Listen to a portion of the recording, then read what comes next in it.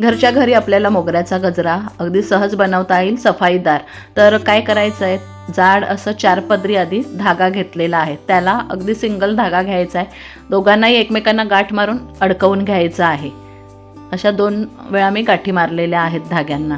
तर तुम्ही मोठ्या धाग्याऐवजी सुतळ पण घेऊ शकता, त्याने सुद्धा खूप छान होतो. फक्त एक धागा खूप जाड पाहिजे. आता एक मी कळी घेतलेली आहे मोगऱ्याची, ती समांतर घेतलेली आहे मोठ्या धाग्याला आणि छोट्या धाग्याने फक्त 3 ते 4 फेरे मारायचे आहेत का पहा असं.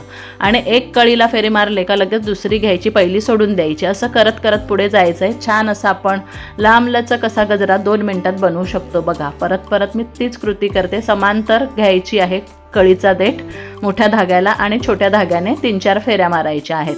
शेवटी झाल्यानंतर असं गाठ मारून बंद करायचं आहे का आपला मोगऱ्याचा गजरा तयार आहे. याच प्रकारे तुम्ही कुठल्याही फुलांचा गजरा सहज करू शकतात. मी कृष्णाला आता वाहिलेला आहे गजरा. आणि आता आपण फुलांचा गजरा बघूया. आता फुलांचा गजरा कुठलाही तुम्ही असं करू शकतात किंवा मोठा हारसुद्धा बनवू शकतात फुलांचा, जो अगदी 3-4 मिनिटात होईल, अगदी मोठा हार. तर आता भरपूर फुलं जर असतील किंवा विकत आणली असतील तर नक्की घरात हार किंवा अशा प्रकारे गजरा तुम्ही करून बघा, अगदी 2 मिनिटात होऊन जाईल.